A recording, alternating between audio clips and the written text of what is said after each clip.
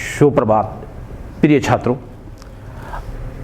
आज हम BA part प्रथम वर्ष के इतिहास विषय के प्रथम प्रश्न पत्र में मैं आपके साथ बौद्ध धर्म पे वार्तालाप करूंगा। पहले मैं एक छोटी सी बात बता देता हूं। इसमें तथ्यात्मक बातों के अलावा आपको दो तरीके से प्रश्न करता है, लघुरात्मक और निबंधात्मक। छोटा प्रश्न आए कोई भी आ सकता है। लघुरात्मक प्रश्न आपको बौद्ध धर्म की जो विशेषताएं हैं, बौद्ध धर्म के जो सिद्धांत हैं, उन्हीं में से पूछा जाता है। और उनमें से अक्सर अगर लघुरात्मक प्रश्न पे आपके साथ इस विषय पे चर्चा की जाती है तो केवल 3 टॉपिकों में से या 3 विशेषताओं में से आपको एक लघुरात्मक प्रश्न पूछ लेता है।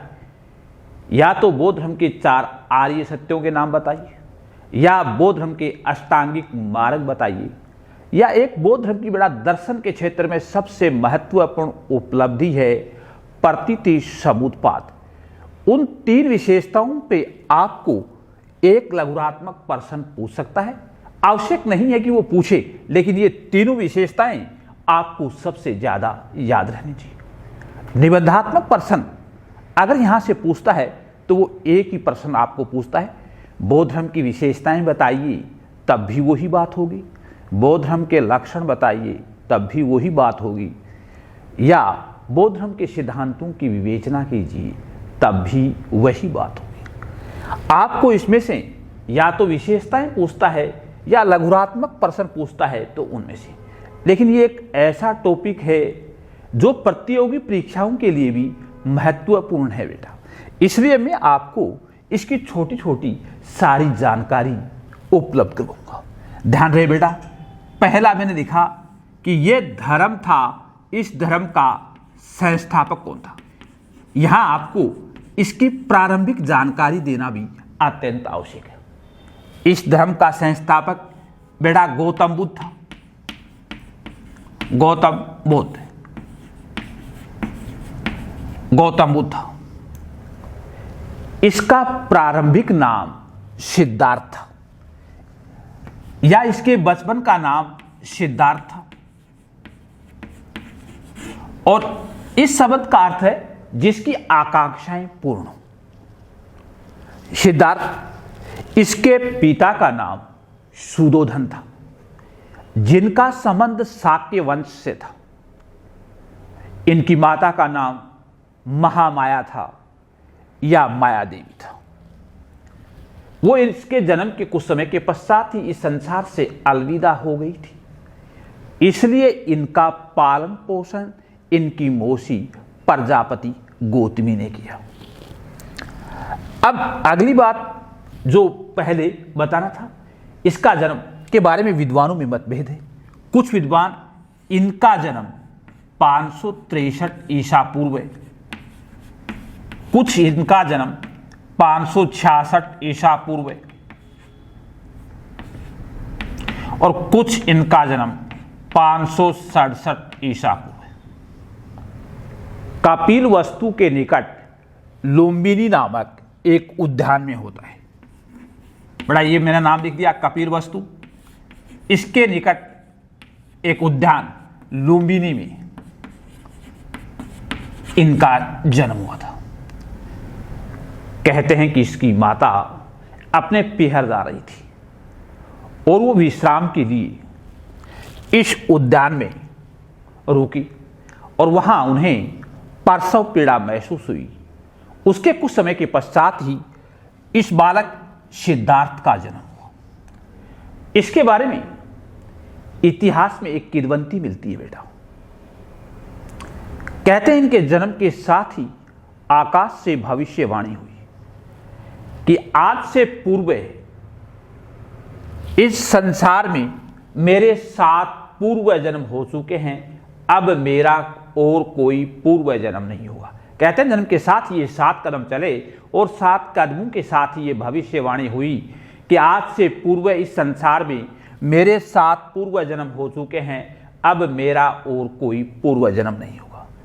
दूसरे, इसके जन्म के बारे में एक किंवदंती है कि जिस समय यह पैदा हुए उस समय इनके मुख में दंत थे या दांत थे। कहते हैं बेटा, पैदाइश के साथ जिसके मुख में दंत होते हैं वो या तो यशस्वी होता है या अपशकुनी होता है। और सिद्धार्थ के साथ ये दोनों ही घटनाएं घटित हुई।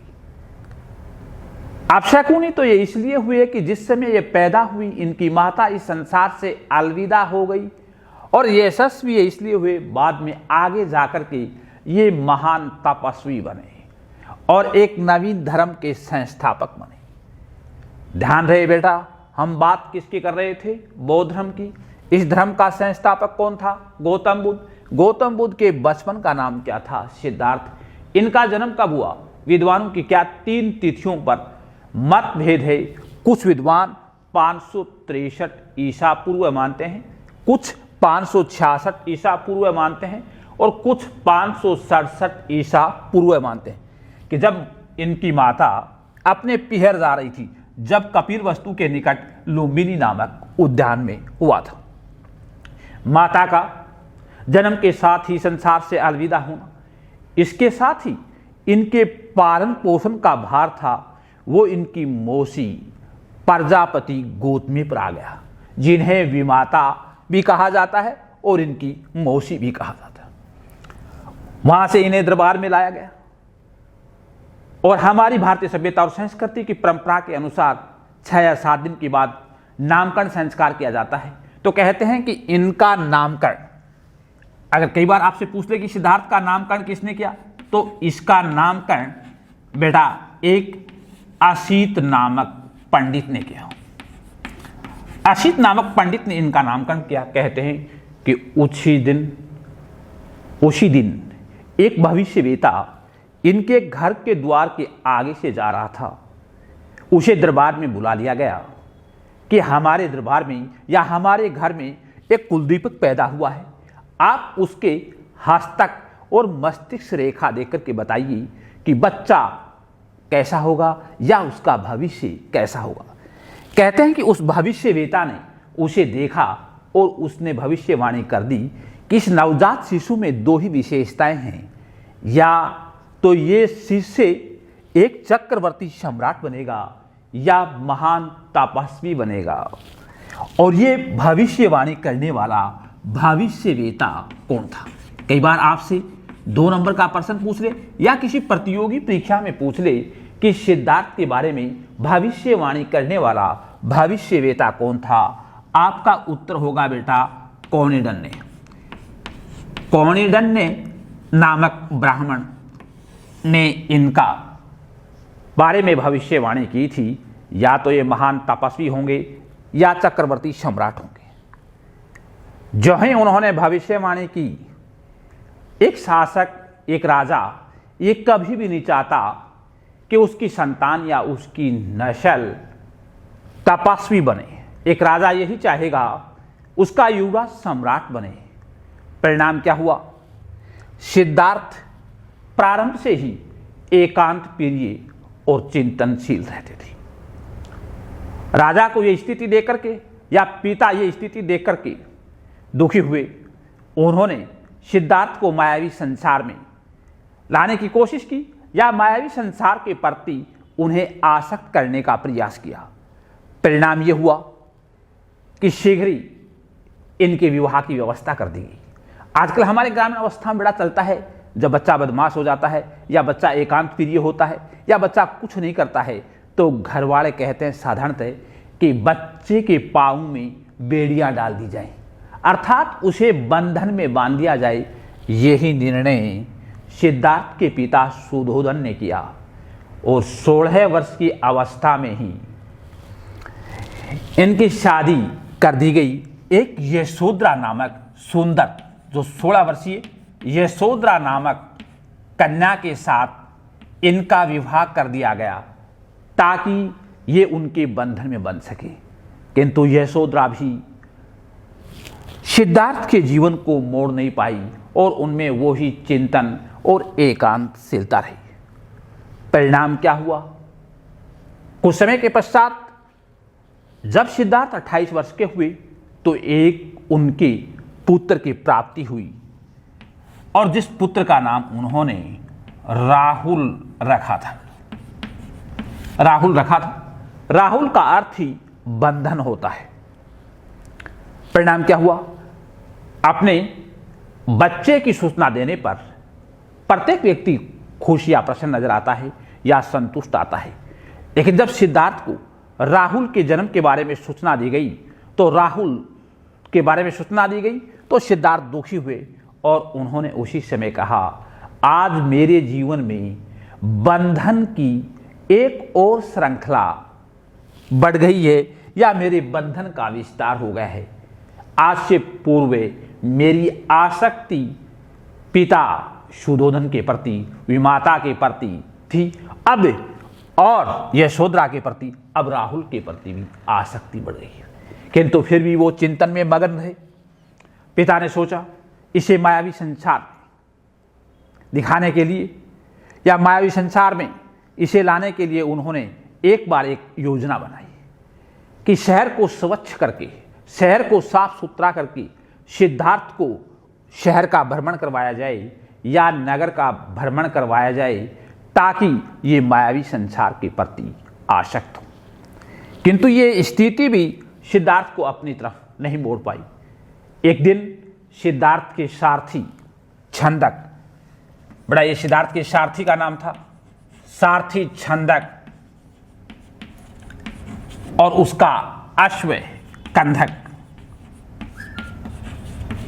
सारथी को कह दिया गया कि युवराज को अगले रोज आपको नगर भ्रमण करवाना है। सारथी तैयार हो गया, युवराज तैयार हो गया। अगले रोज युवराज को नगर भ्रमण करवाया गया। नगर भ्रमण के दौरान युवराज 4 दृश्य देखता है और वो चारों दृश्य उसे वैराग्य लेने के लिए या घर छोड़ने के लिए विवश कर देते हैं। ये 4 दृश्य कौन कौन से होते हैं बेटा? वो एक तो वृद्ध व्यक्ति को देखता है, एक रोगी व्यक्ति को देखता है, एक सन्यासी को देखता है और एक मृतक को देखता है। एक मृतक को देखता है। जब हर बार चारों स्थितियों को देखता है और अपने सारथी से एक एक यक्ष प्रश्न करता है कि हे सारथी ये कौन है? सारथी कहता है ये वृद्ध व्यक्ति है, और सारथी से पूछता है क्या मुझे भी बूढ़ा होना पड़ेगा या वृद्ध होना पड़ेगा? कहता है कि जो इस संसार में आएगा और उसका आकस्मिक निधन नहीं होगा तो वो इस अवस्था में अवश्य आएगा। यही प्रश्न जब दूसरी बार रोगी दिखता है तो सिद्धार्थ वापस अपने सारथी से यही यक्ष प्रश्न करता है क्या मुझे भी बीमार होना पड़ेगा? यह भी संभव है कि जब शरीर में प्रतिरोधक क्षमता नहीं होती है तब क्या हर व्यक्ति को या प्रत्येक व्यक्ति को क्या बीमारी लग जाती है या इसे सहन करना पड़ता है।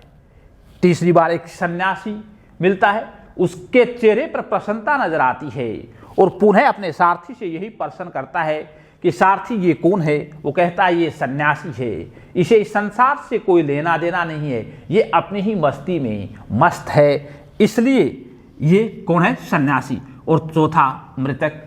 कहा कौन है? कहा ये इस संसार में आया था और इस संसार में अपनी प्रक्रियाएं पूरी करके इस संसार को छोड़ करके ये चला गया, अब इस जीवन में इसका कोई महत्व नहीं है। कहा कि हे सारथी क्या मुझे भी ये संसार छोड़ना पड़ेगा? उसने कहा कि जो इस संसार में आता है प्रत्येक व्यक्ति का इस संसार को छोड़ना निश्चित है। बेटा इन चारों घटनाओं ने उसे गृह त्याग करने के लिए विवश कर दिया और बौद्ध धर्म में इन 4 घटनाओं को बेटा महाचिन्ह या प्रतीक चिन्ह कहते हैं। इसके बाद वो घर छोड़ देते हैं। इन बातों को आपको अगली ही कक्षा में बताया जाएगा जिन्हें आपको ध्यानपूर्वक सुनना है।